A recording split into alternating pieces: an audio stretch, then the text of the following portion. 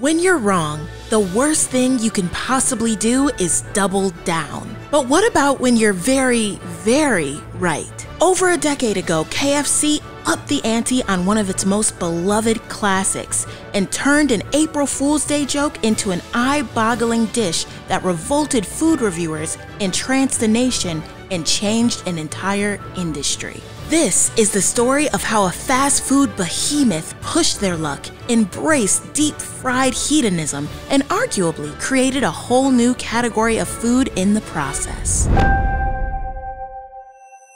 Unlike Ronald McDonald or the Taco Bell Chihuahua, the Colonel was a totally real person. Born in 1890, Harlan Sanders leaves home at the tender age of 12 and goes on a Forrest Gump-esque journey around the South.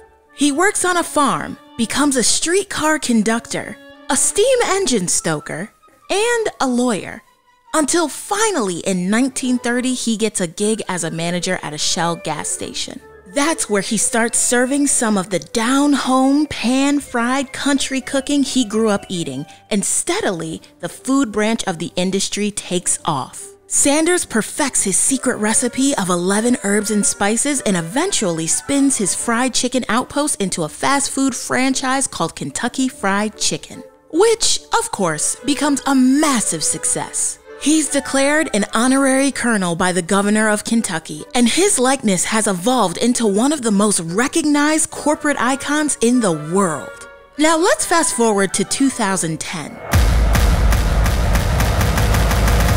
The Jersey Shore is dominating airwaves. Lady Gaga wears a meat dress, and Despicable Me introduces the concept of minions into our lives, delighting boomers on Facebook all over the world. So things are obviously getting weird, and first-hand reports on food blogs paired with leaked cell phone footage of regional commercials confirm that KFC is developing and testing a seemingly impossible breadless sandwich in Omaha, Nebraska and Providence, Rhode Island. The unconventional new dish features bacon, 2 melted slices of pepper jack cheese, the Colonel's special sauce, 2 fried chicken patties in lieu of bread, and a complete disregard of societal standards. And things get real that spring. In a press release cheekily sent on April Fool's Day, KFC confirms the Double Down is not fake and is, quote, so meaty there's no room for the bun. John Lynn of the Palm Beach New Times says people were both incensed and enticed by the sandwich's egregiousness. Jane Wells of CNBC literally asked if the Colonel was trying to kill us. And David Cho, for the All, sums it up by writing, America, we did it. We, like the Double Down, are pretty much exactly what people think we are.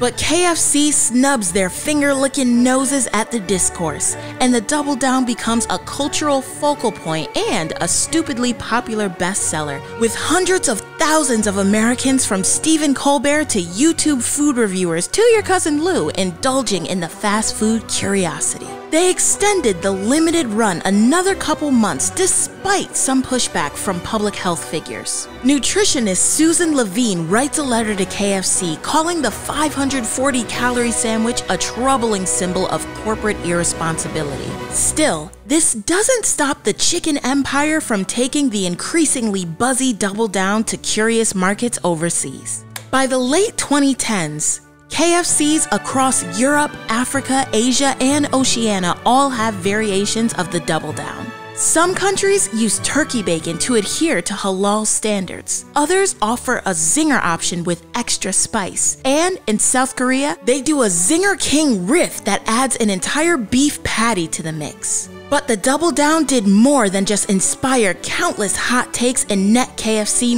millions of dollars. It proved that an internet feeding frenzy can translate into a priceless publicity boom and set the stage for a decade where stunt food became a daily sight on social media. Throughout the next 10 years, Burger King introduces a bacon sundae. Dunkin' Donuts makes a breakfast sandwich with 2 glazed donuts as buns, and Taco Bell unleashes the Doritos Locos Taco, as well as the Naked Chicken Chalupa. And independent restaurants around the country start to realize if they intentionally create wild frankenfoods, someone on the internet might just make a video about it.